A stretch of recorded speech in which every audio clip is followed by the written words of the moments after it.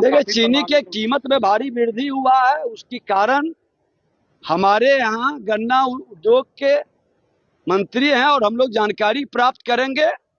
ऐसे एक बात हमने बड़ा खुल के कहा, लेकिन विद्यालय का फीस बढ़ जाता है, डॉक्टर का फीस बढ़ जाता है, उस पर लोग चुप क्यों रहते? ये लोग चोर मचाए शोर की कहावत को चरितार्थ कर रहा है। अरे आज एनडीए की सरकार में देश के प्रधानमंत्री नरेंद्र मोदी जी ने खामी और कमी किसी का भी हो, बैंकर की गलती है या कर्मचारी की, लेकिन जिम्मेवार लोगों ने लिया।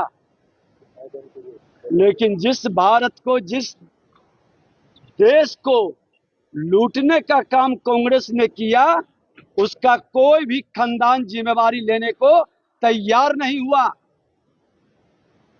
ये लोग चोर मचाए शोर की कहावत को चरितार्थ कर रहा है।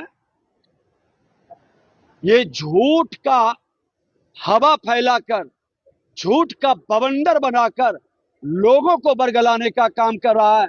अरे तुम चंदा चोरी की बात करते हो, तुम तो सरेआम देश को बेच दिए, देश के साथ लूटने का काम किए। एक से एक बड़ा घोटाला, अरबों अरब का।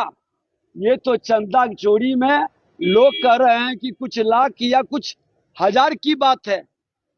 इसको जब इतनी प्रतिष्ठा बना रहे हो तो कांग्रेस के रीजन में जितने बड़े घोटाले हुए उस पर सफाई क्यों नहीं पेश कर पाए?